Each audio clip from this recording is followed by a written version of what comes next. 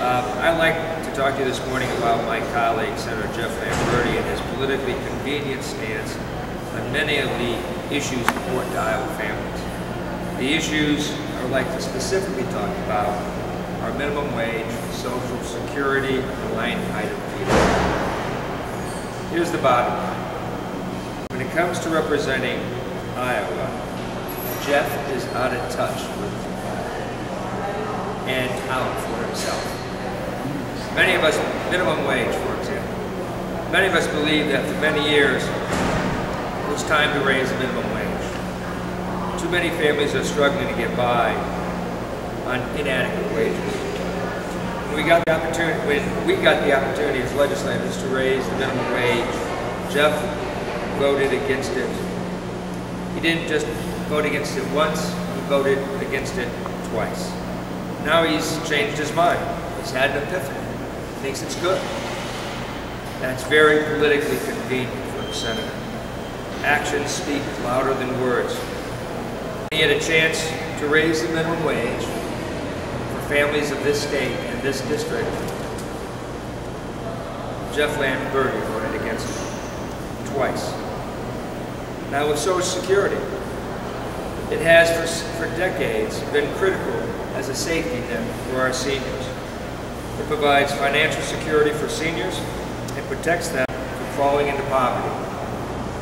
We must do all we can to protect Social Security. We must protect this program from those who advocate gambling our retirement in the stock. On Social Security, Jeff has been all over the map. One day he says he's against privatizing Social Security. The next day he says he's fully endorsing the plans to allow people to create private accounts and privatize the program. Let me be clear. Jeff supports President Bush's plan to privatize Social Security, which would add $1 trillion to the national debt and put our retirement in the risky hands of the stock market. If you want to see why gambling our retirement in the stock market is a horrible idea, let me tell you in one word: Enron. And my family has been affected by Enron because I had a brother who was not only employed by Enron, but lost his entire retirement program to those people who were gambling in risky ventures. On these issues, Jeff is out of touch and out for himself.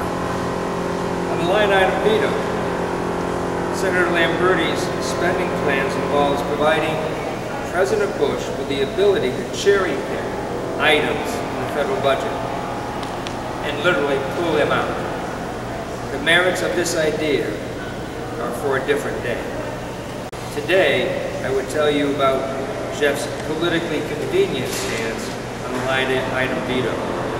Just 2 years ago, Senator Lamberti was so animatedly opposed to the use of the line item veto, he actually sued our governor, Governor Vilsack, for using it.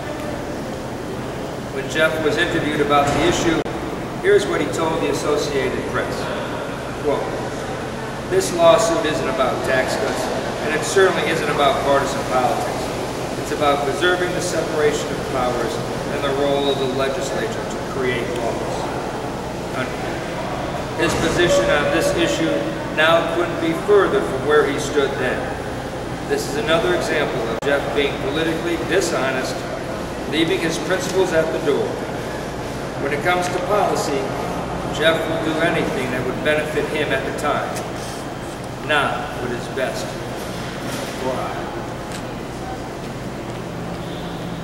Now in the press release there are notations to the laws and the votes that I said in my remarks. So you're doing this event across the street. The Republicans are going to be doing their event. Is this an indication of how hot this debate's going to be tonight? Well, this is a hot and very critical congressional race. I think what we want to do is make sure that the truth gets out, and people of this state, this district, shouldn't rely on paid political advertisements. We're trying to provide accurate information, not disputed by the opponent, on his voting record as a state senator, as a member of the majority party, and as president of the Iowa Senate. He has an obligation to talk to his constituents and about the people and the people in the 3rd Congressional District on what he did, not on how he wants to change his mind. You mentioned the political ads that are out there. One political observer, this is probably one of the nastiest 3rd congressional race in a while. I have never seen a campaign that started negatively this early. In September, it's unheard of. You may not know this, Tim, but I ran for Congress in 1996. I had some thoughts about how I would conduct my campaign.